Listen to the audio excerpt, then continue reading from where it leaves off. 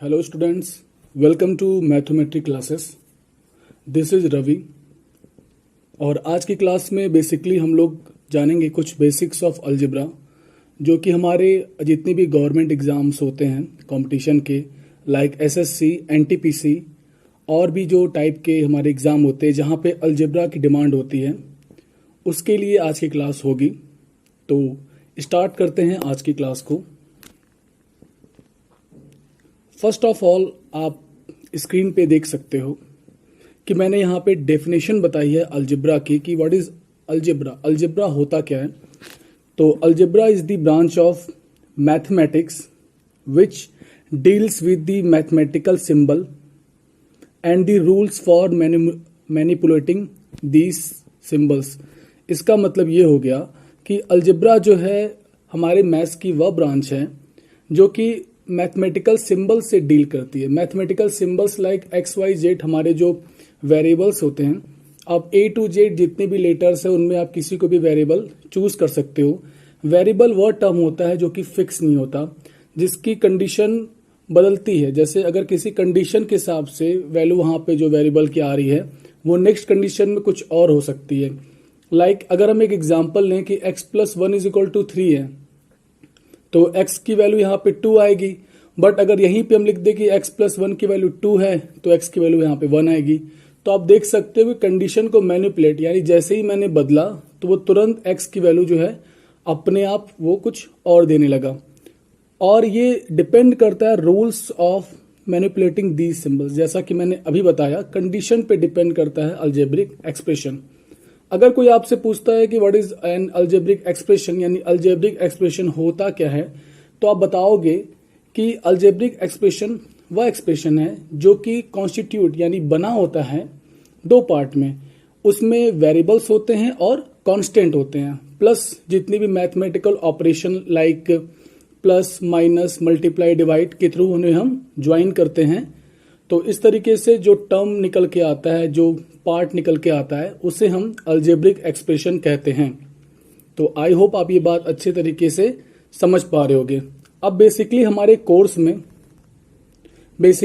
Course में अगर हम लोग बात करें तो 3 टाइप के अलजेब्रा के फॉर्म को हमें पढ़ना है। वैसे तो अलजेब्रा मैथ्स की बहुत ब्रॉड, बहुत ही बड़ी ब्रांच है, बट हमारे कोर्स के पॉइंट ऑफ व्यू के हिसाब से अगर हम लोग बात करें तो अलजेब्रा को हम लोग 3 पार्ट में पढ़ेंगे। सबसे पहला पार्ट होगा पॉलिनोमियल का, सेकेंड पार्ट में हम लोग क्वाड्रेटिक इक्वेशन को देखेंगे, थर्ड वाले पार्ट में हम लोग बेसिक आइडेंटिटी से डील करेंगे।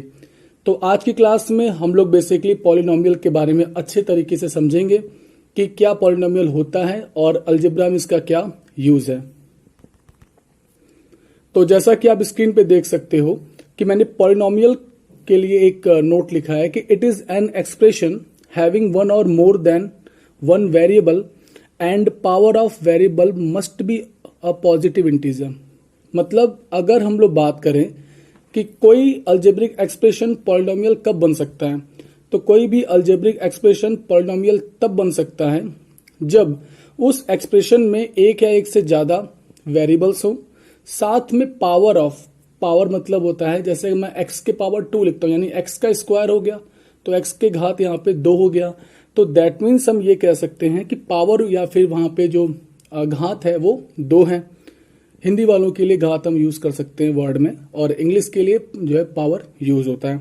तो बात करते हैं कि पावर जो होता है वेरिएबल का वो must be a positive integer.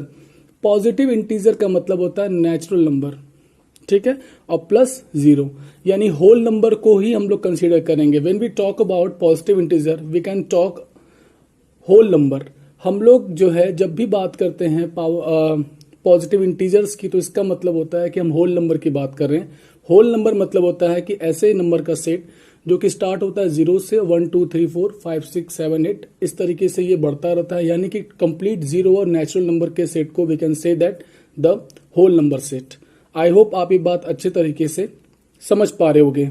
अब कुछ और बातें हम लोग जानते हैं बेसिक।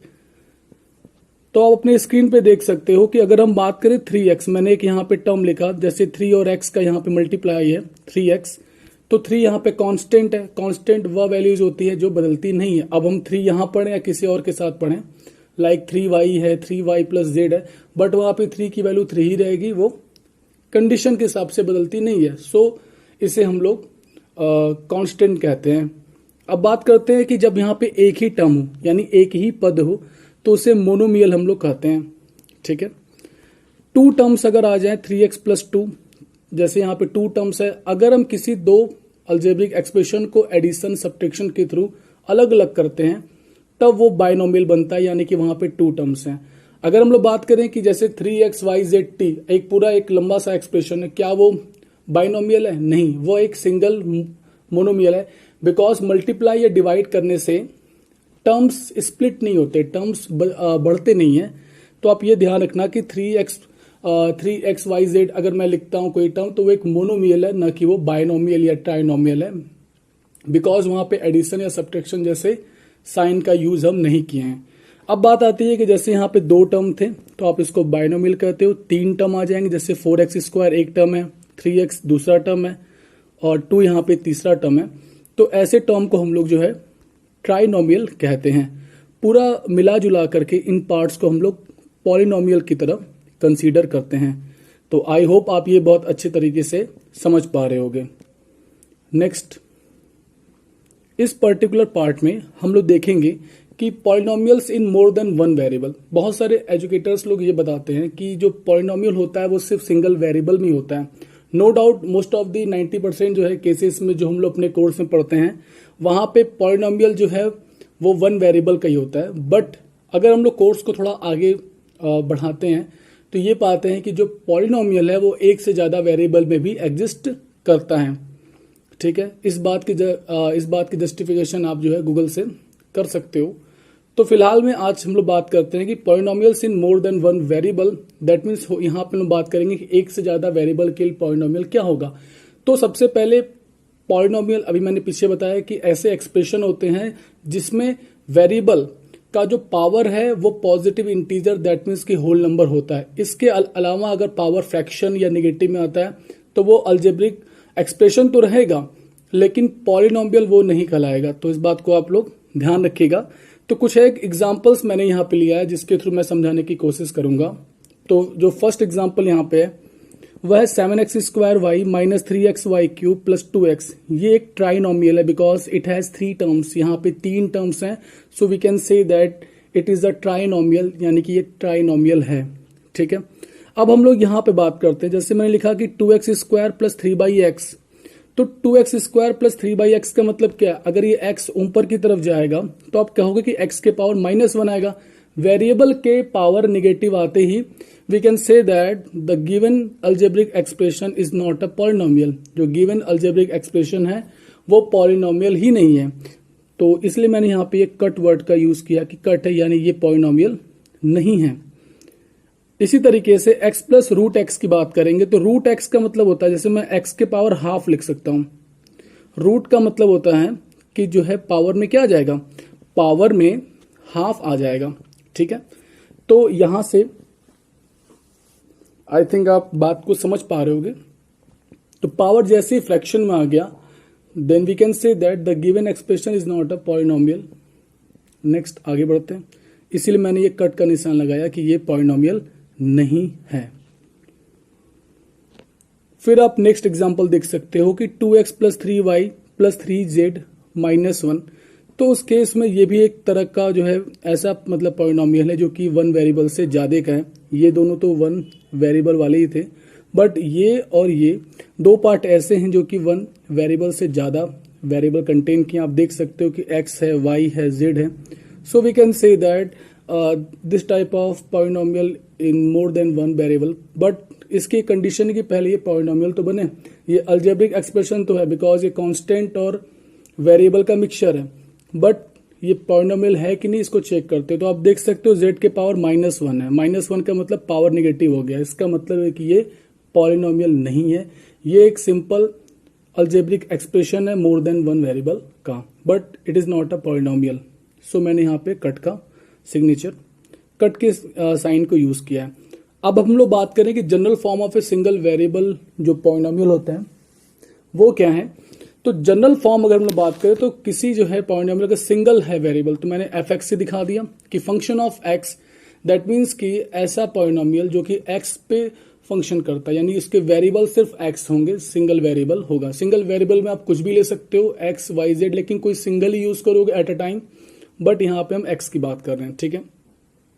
तो A0, A1, A2 ऐसे करके AN जो है वो सारे क्या है, कांस्टेंट हैं। और इस तरीके से ये जो है अलजेब्रिक एक्सप्रेशन यानी पॉलिनोमियल इस तरह से आपका जो है मूव करता है। A0 x to the power n, A1 x to the power n minus 1, A2 x to the power n minus 2 and so on, ऐसे करते करते AN। तो आप देख सकते हो कि A0, A1, A2 तो ऐसे आप चलोगे तो n टर्म्स पे आओगे तो AN आएगा, और x का पावर डिक्रीज हो रहा है 1 1 करके, तो लास्ट में आपको जो मिलेगा पावर x का वो हो जाएगा x के power 0 which is equal to 1। याद रखिएगा कि किसी की भी जो है पावर अगर आपको दिखा जाए कि कोई भी आपका जो है वेरिएबल हो या कांस्टेंट हो, अगर उसके पावर 0 है तो उसकी वैल्यू 1 आती है। मैं एक बार फिर रिपीट कर रहा हूं, किसी भी वेरिएबल के पावर अगर हम लिखते हैं 0 या किसी कांस्टेंट के पावर वी कैन राइट 0, तो उस केस में दोनों ही केसेस में आप कहोगे कि वैल्यू क्या आएगी 1। इस बात को आप ध्यान रखिएगा। नेक्स्ट हम लोग बात करेंगे कि डिग्री ऑफ ए पॉलिनोमियल क्या होता है, जो कि मोस्ट इंपॉर्टेंट पार्ट है हमारे आज की क्लास का। तो डिग्री ऑफ पॉलिनोमियल की बात करते हैं। तो जैसा कि मैंने स्क्रीन पे लिखा कि maximum power of variable is called degree. Variable का जो मैक्सिमम पावर होगा उसे हम डिग्री कहेंगे, ठीक है।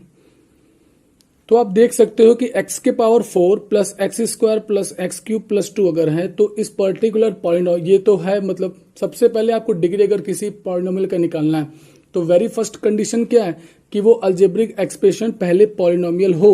अगर पॉलिनोमियल है देन हम कह सकते हैं कि उसकी डिग्री की बात हम करेंगे, otherwise we can't talk about degree because वो पॉलिनोमियल ही नहीं है, तो हम कैसे उसकी डिग्री की बात कर सकते हैं, ठीक है। आई होप आप ये बात समझ रहे होगे। किसी भी तरह की अगर आपको प्रॉब्लम रहे आप मुझे कमेंट करके पूछ सकते हो, अदरवाइज आप वीडियो को रिपीट करके देखना चाहो तो सबसे आसानी से आप देख करके चीजों को फिर से समझ सकते हो। तो आप देख सकते हो कि इस पर्टिकुलर जो है पॉलिनोमियल में जो मैक्सिमम जो पावर है वो है कितना 4, तो डिग्री यहाँ पे आपके लिख दोगे 4, ठीक है। इस तरह के पॉलिनोमियल जहां पे डिग्री 4 होती है, दैट मीन्स मैक्सिमम पावर 4 होता है, उसे हम लोग बाई क्वाड्रेटिक पॉलिनोमियल कहते हैं, ठीक है। अब आप बात करते हैं यहाँ पे 5 जैसे मिलेगा, मैंने कोई कांस्टेंट टर्म लिख दिया, 5 की जगह -5 भी हो सकता है, 0 भी हो सकता है, 1 भी हो सकता है, यानी कोई कांस्टेंट टर्म मैं अगर लिखता हूं तो डिग्री क्या आएगी उसकी 0। क्यों, देखो ऐसा होता क्यों है, जैसे आपने लिखा इस चीज को कि 5 है मान लो, तो आप यहाँ पे x मान सकते हो वेरिएबल, उसके जो है पावर क्या ले लोगे 0, बिकॉज x के पावर 0 की वैल्यू क्या होती है 1, तो x के पावर 0 की वैल्यू 1 होती है, तो 5 इंटू 1 आपको 5 ही मिलेगा, यानी कोई कांस्टेंट टर्म मिलेगा। तो ये तभी पॉसिबल है जब आप यहाँ पे कोई डिग्री कोई वेरिएबल यूज करो और उसका पावर क्या आ जाए 0, तो इसलिए मैंने डिग्री क्या लिखा 0।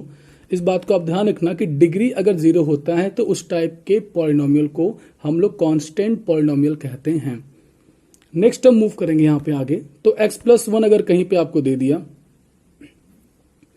x+1 इज इक्वल टू कहा गया कि ये इसकी डिग्री क्या, तो x के पावर आप देख सकते हो 1 है, तो यहाँ पे आप आसानी से कहोगे कि डिग्री क्या आएगी 1, यानी कि ये लीनियर पॉलिनोमियल होता है। अब आप देखो इस वाले टर्म में कि x² प्लस 3x प्लस 3 है, तो इस केस में मैक्सिमम जो पावर हमको यहाँ पे दिखाई दे रहा है x का वो 2 है, तो डिग्री यहाँ पे 2 हो जाएगी और इसको हम लोग क्वाड्रेटिक पॉलिनोमियल कहते हैं, ठीक है, जो कि हमारा मोस्ट इंपॉर्टेंट पार्ट है। और हमारे वीडियो का नेक्स्ट पार्ट भी जो है आइडेंटिटी और जो है क्वाड्रेटिक पॉलिनोमियल ही होगा।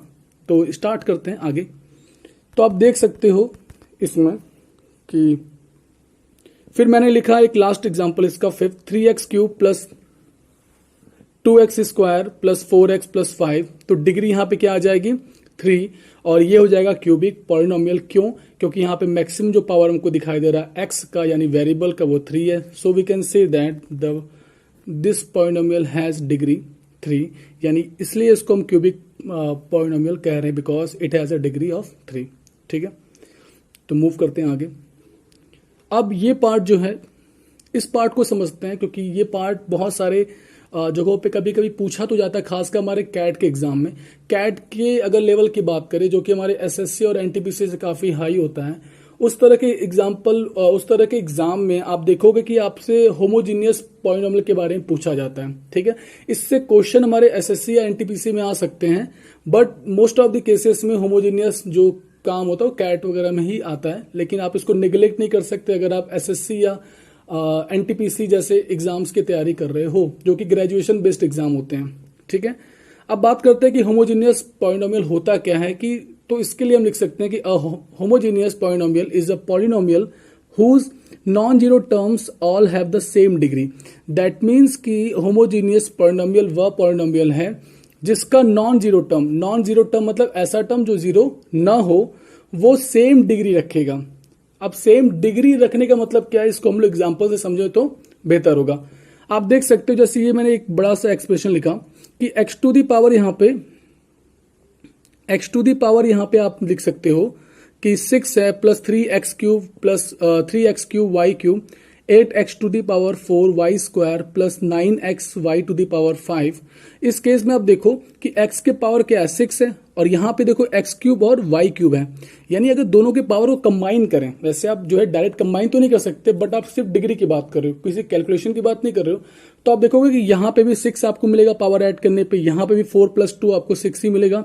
यहाँ x के पावर 1 है, y के पावर 5 है, तो भी आपको जो है पावर 6 मिलेगा। So we can say that कि होल एक्सप्रेशन या होल होमोजीनियस मतलब जो पॉलिनोमियल है वो डिग्री यहाँ पे 6 रखा है। और होमोजीनियस ये इसलिए है बिकॉज ऑफ, आप देख सकते हो पावर का जो वेरिएशन वो सेम है।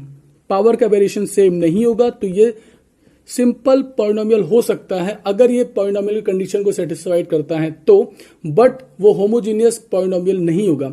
जैसे एग्जांपल को देखते हैं यहाँ पे नेक्स्ट कि x cube plus 3x square y z to the power 7। तो यहाँ पे जो है पावर 3 है, यहाँ भी आप अगर x स्क्वायर y को y टू दी पावर 1 है उसको लो तो जो है पावर 3 ही है, but z to the power 7 आ गया, यानी होमोजीनियस को यहाँ पे इसने ब्रेक किया। तो होमोजीनियस यहाँ पे ये नहीं होगा। दैट मीन्स कि ये जो एक्सप्रेशन है, इसीलिए मैंने ये कट का साइन लगाया कि ये होमोजीनियस पॉलिनोमियल नहीं है, बट ये सिंपल जो है पॉलिनोमियल हो सकता है। ठीक है, लेकिन ये होमोजीनियस पॉलिनोमियल नहीं होगा। ठीक है, आई थिंक आप ये बात समझ पा रहे होगे। अब हम लोग नोट करके कुछ बात जानते हैं कि अब ऐसा जो है पॉलिनोमियल जिसकी डिग्री 0 हो वो हमेशा होमोजीनियस होता है, क्योंकि इसमें हमको वेरिएशन ही दिखाई नहीं देता। जब वेरिएशन नहीं दिखाई दिया तो उस केस में हम कह सकते हैं कि a polynomial of degree 0 is always homogeneous. I think ये बात क्लियर होगा। इस बात को समझाने के लिए मैंने कुछ एक एग्जांपल ली, जैसे 4 हो गया, 3 -2, यानी कोई भी कांस्टेंट जो है जो पॉलिनोमियल होता है उसे हम लोग डिग्री 0 का जो है पॉलिनोमियल कहते हैं, प्लस वो होमोजीनियस पॉलिनोमियल होगा। मूव करते हैं नेक्स्ट स्लाइड पे। नेक्स्ट स्लाइड पे मैंने ये जो है एक क्वेश्चन लिखा है। आज की ये क्लास का ये लास्ट जो है क्वेश्चन होगा। इस क्वेश्चन को फिलहाल हम लोग बेसिक मेथड से आज डील करेंगे। जब हम लोग नेक्स्ट पार्ट की बात करेंगे तो नेक्स्ट पार्ट में इन्हीं सारे क्वेश्चंस को करने का मैं ट्रिक बताऊंगा कि कैसे आप एसएससी या कैट या किसी भी एनटीपीसी जैसे एग्जाम में अगर आप बैठते हो और वहां पे अलजेब्रा आती है तो कैसे आप इसको विद इन 30 to 40 सेकेंड में आप इसको करेक्ट सॉल्व कर सकते हो, वो भले कितने ही लंबे हो। ठीक है, फिर भी आप जान लो कि ट्रिक आपका 70 से 80% क्वेश्चन में काम करेगा, बट कॉन्सेप्ट आपको आना चाहिए। अगर आपको बेसिक्स नहीं आती है तो आप एग्जाम में जरूर फंसोगे। तो फिलहाल में आप बेसिक्स को निगलेक्ट नहीं कर सकते, तो बेसिक्स आपको पढ़ना तो पड़ेगा ही पड़ेगा जिनकी बेसिक्स कमजोर है, लेकिन ट्रिक से भी आपको जानना, यानी कि जो कॉन्सेप्चुअली बातें होती है, ट्रिक जैसी मैथ्स में कोई चीज होती नहीं है, जान लो। अगर आपकी बात की जाए कि ट्रिक होता क्या है, तो आप अगर कॉन्सेप्ट आपका काफी स्ट्रांग है तो आप 2-4 स्टेप जो है कैलकुलेशन के कम कर देते हो, वही चीज बाद में जो है ट्रिक बन जाती है। उसी को जो है कंक्लूड करके कंबाइन करके हम ट्रिक बना देते हैं।